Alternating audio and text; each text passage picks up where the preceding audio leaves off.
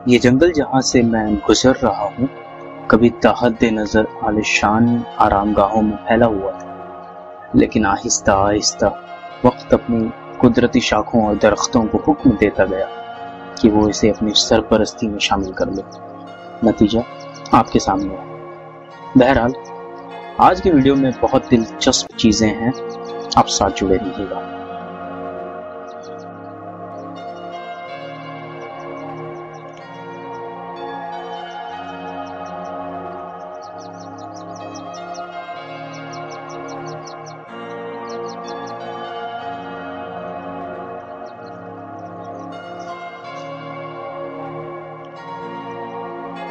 इन रास्तों से पैदल गुजरने का जो लुत्फ है उसका जवाब नहीं। ये आज आम रास्ता भले हो, मगर इन्हीं शाहराहों से कभी शाही कारवां गुजरे, शाही कदमों के निशान है इस पर। बादशाह गुजरा और इब्न बतूता जैसा मुसाफिर भी गुजरा है।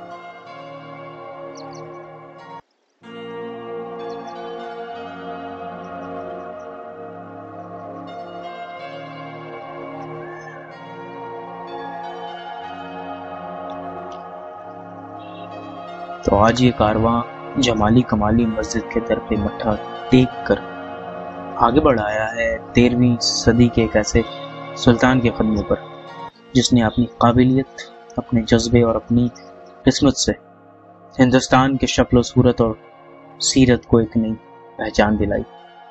ये सुल्तान बलवन थे।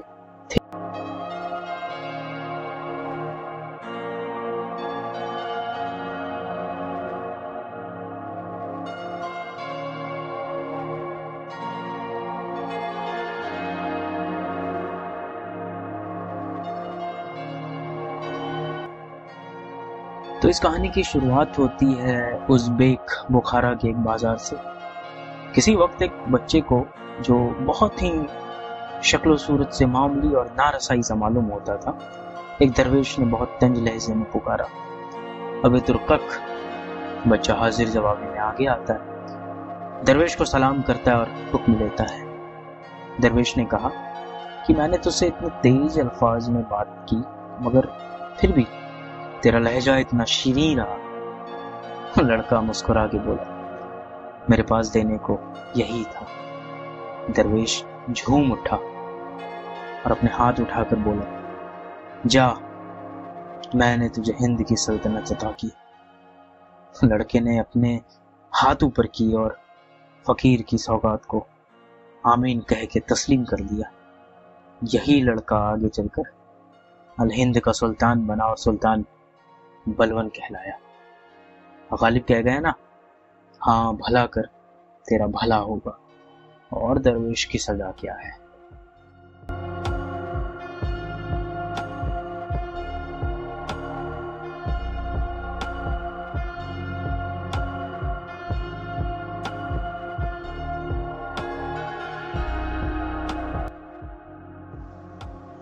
तो ये सुल्तान बलवन की कब्र है, और सबसे पहली दफ़ा देखकर तो मुझे मीर याद आते हैं कि सिरहाने मीर के कोई ना बोलो, अभी टुक रोते रोते सो गया है।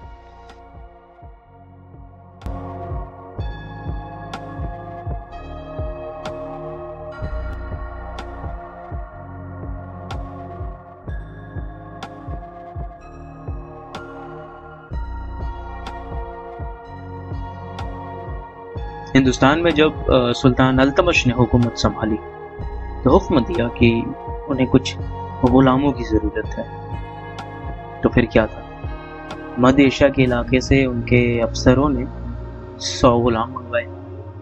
सुल्तान अल्तमश ने इन 100 में से 99 गुलामों को खरीद लिया, और जो एक गुलाम रह गया था वो बहुत ही सादा लिबासी और बहुत ही कमज़ोर था। वो था बलवन।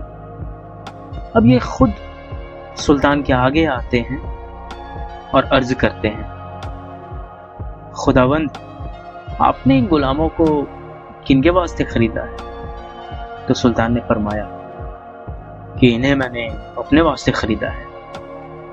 तो बलवन कहते हैं, मुझे आप खुदा के वास्ते खरीद लें। ये सुनकर सुल्तान अल्तमश निहाल हो गए और अपना दश्ते शफकत बलबन के सर पे रख दिया। वहां से भिश्ती, फिर अस्तबल, फिर पैदल सिपाही, सिपाह सालार और फिर तुर्कान चहलगनी का सबसे इंपॉर्टेंट मेंबर और आखिर में हिंद की गद्दी। इस बिल्डिंग को पहले जब रिस्टोर किया गया तो ये जिस दरवाजे को मैं अभी आपको दिखा रहा हूँ, ये दरवाजा पहले बंद हुआ करता था। मतलब इसकी सिर्फ 3 आर्चेज हैं, जो 3 आप सामने मेहराब देख रहे हैं ना, उससे एक, दूजा और ये तीसरा सबसे बड़ा मेहराब सामने है और यही एंट्री गेट हुआ करता था। और जिस जगह पे मैं अभी खड़ा हूँ ये बंद होता था, मगर वक्त की मार को ये बर्दाश्त नहीं कर सका और इस दीवारों ने अपनी जान दे दी और यहाँ से एक रास्ता निकला और ये रास्ता चारों जानिब दिख रहा है कि खुल रहा है।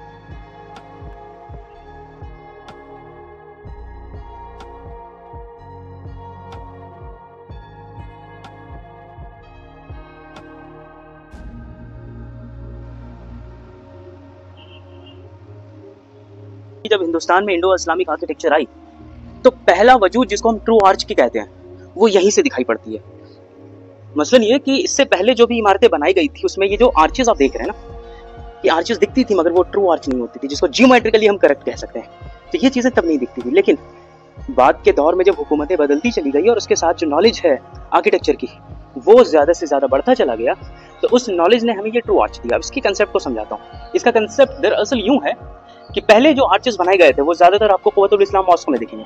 आप जो कुव्वतुल इस्लाम मॉस्क है ना, कुतुब मीनार कॉम्प्लेक्स में जाते हैं तो वहां पे आपको ऐसे कुछ उदाहरण या ऐसे कुछ आर्चेस के नमूने दिख सकते हैं। और जब वहां आप उसको देखेंगे तो although it will look like, वो दिखेगा आपको कि वो भी आर्चेस है, मगर वो ट्रू नहीं थे। क्यों?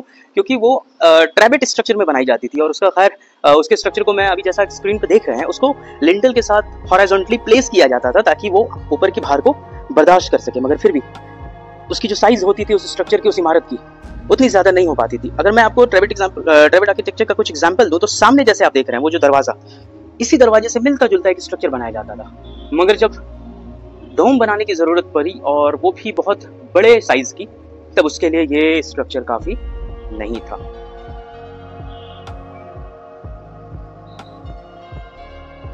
और जब पुरानी शैली से बात नहीं बनी तो फिर कुछ नए की इजाद की गई और नए में हमें ये स्ट्रक्चर्स मिलने स्टार्ट हुए जिसको हम ट्रू आर्च कहते हैं, क्योंकि इस ट्रू आर्च के जरिए हम अपने इमारतों को बहुत ऊंचा उठा सकते थे और उसको बुलंदो बाला तक ले जा सकते थे। और यही कारण है कि इसी स्ट्रक्चर को जब हमने देखना स्टार्ट किया तो इसके कल्मिनेशन को हमने देखा कहाँ? ताज में। हुमायूं टूम जैसे बड़े से बड़े कॉम्प्लेक्स में हमने देखा और पता चला कि इसकी शुरुआत यहीं से हुई थी।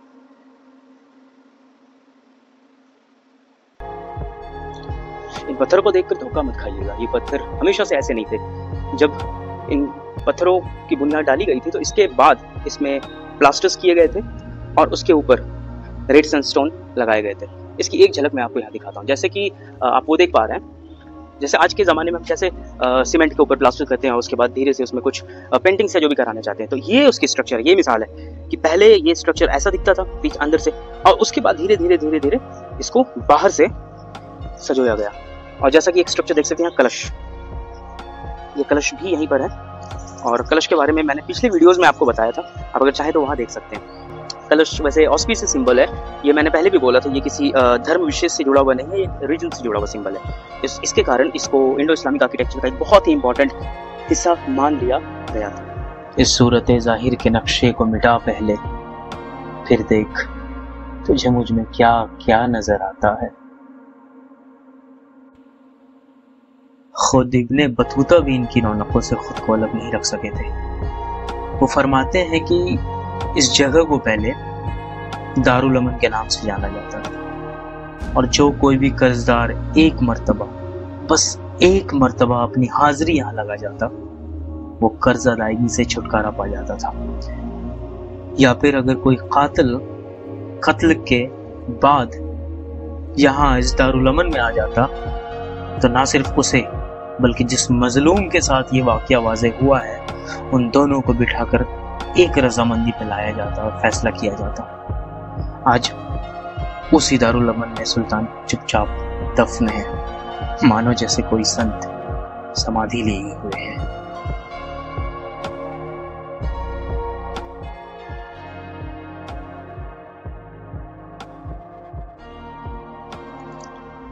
अब यहाँ से चलते हैं इनके बगल वाले कमरे में, जिनमें इनके बेटे की कब्र है। ये मार्टर थे, इनको शहीद खान का दर्जा दिया गया।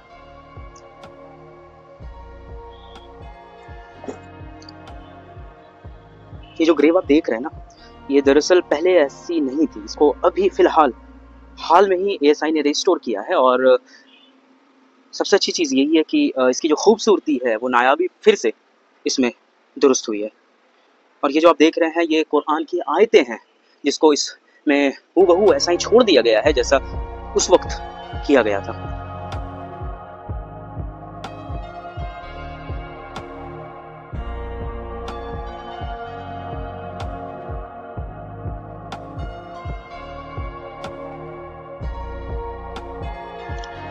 इसकी एक और चीज़ें बताता हूँ। इसमें जैसे कि आप देख रहे हैं ऊपर जो खुला आसमान है, ये कभी खुला आसमान था नहीं। ये जो डोम है वो ऊपर से टूट गया, और इसकी वजह से क्या हुआ कि ऊपर जो स्ट्रक्चर है वो अब नहीं है।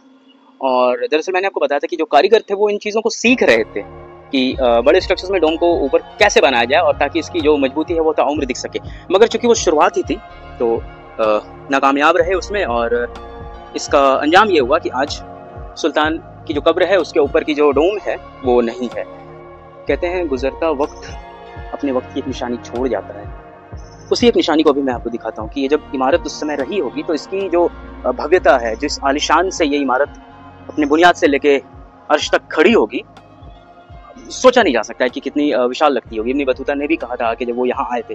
तो आपको एक चीज़ दिखाता हूँ, जैसे ये जो स्ट्रक्चर आप ऊपर देख रहे हैं, तो सामने पत्थरों के बीच आपको एक पेंटिंग बनी हुई दिखेगी, ये देखें।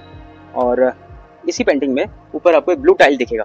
तो ये कुछ रेमिनेंट्स हैं उस टाइम के बचे हुए, जो आज हमारे पास एक कह सकते हैं आखिरी निशानी के तौर पर मौजूद है। अगर इसको फिलहाल बचाया नहीं गया तो खुदा जाने ये कब तक अपनी छाप यहाँ पर समेटे रखेगा। जब जब हमलावरों ने हिंद पर तीर आजमाया तो इन सुल्तानों ने जिगर आजमाया। मुखालिफिन के इरादों को शिकस्त दी, कभी हिम्मत नहीं हारी।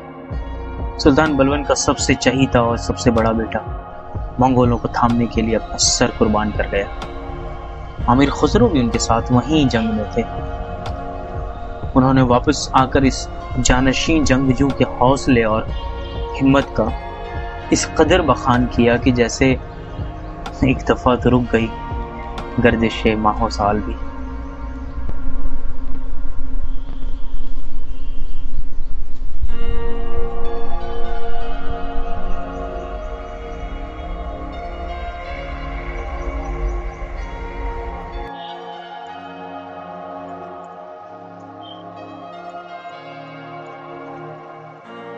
ये बात ठीक है कि सुल्तान बलवन ने अपनी सल्तनत की डोर को मजबूत करने के लिए ब्लड एंड आयरन पॉलिसी चलाई। समाज के हर गोशे में बरीद यानी स्पाइस लगाए, हर उस सर को कटवा डाला जिसने विद्रोह की अलामत दिखाई, चाहे वो अपनों का हो या गैरों का। और ये भी ताकत का सुरूर इन पर इस कदर तारी हुआ कि खुद को ज़िले इलाही यानी शैडो ऑफ गॉड तक कहलवा दिया।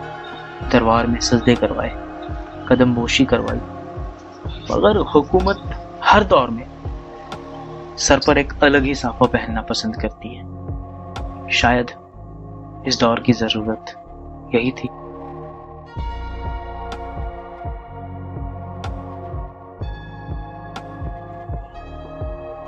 तारीख की नजरों ने जाने कितने बादशाह, कितने फकीर और कितनी सूरतें देखी। ये वो दरिया है जो कभी नहीं ठहरती। कहते हैं इंसान हर चीज से भिड़ सकता है, मगर वक्त से किसका कलेजा है कि भिड़ जाए। आदमी वक्त से अक्सर हार जाता है, वक्त जीत जाता है। इस सल्तनत के दौर को भी जमी दोज होना था तो हुआ, और फिर खिलजियों ने इस परचम को थामा।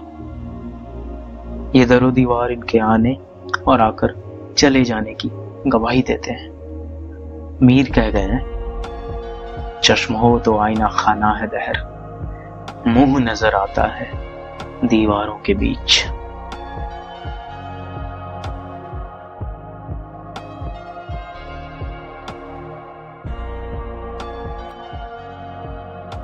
हमारी कोशिश अगर आपको जायज़ लगती है तो कमेंट करें, लाइक करें और चैनल सब्सक्राइब करें। हम ऐसे ही और कहानियों के साथ लौटेंगे।